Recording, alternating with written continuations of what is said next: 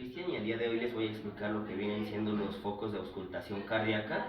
Primero tenemos que saber que estos ruidos se deben al cierre de las válvulas. Tenemos 4 válvulas en el corazón.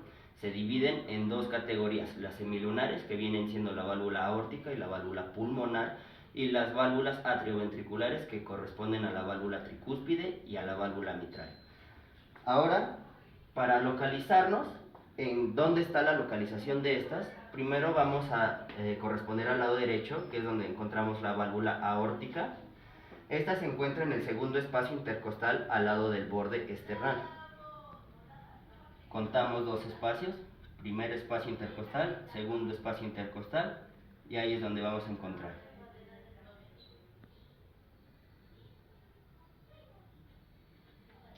Bien, ahora la válvula aórtica se va a colocar en el segundo espacio intercostal al lado del borde esternal del lado izquierdo.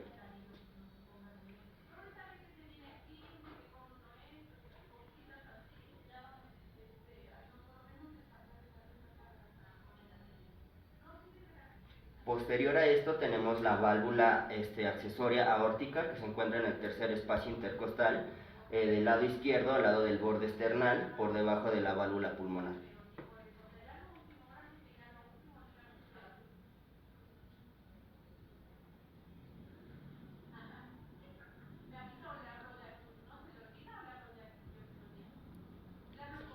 Tenemos ahora la válvula mitral, que se encuentra en el cuarto espacio intercostal, al lado del borde esternal, del lado izquierdo, al lado del apéndice sifoides.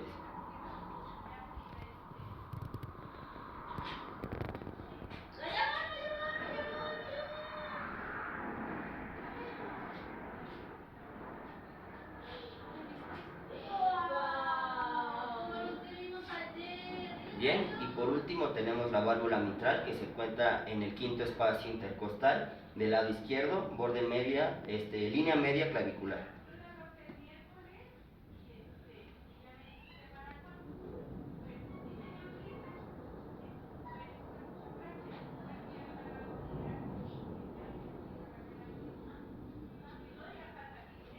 Y bien, eso sería todo.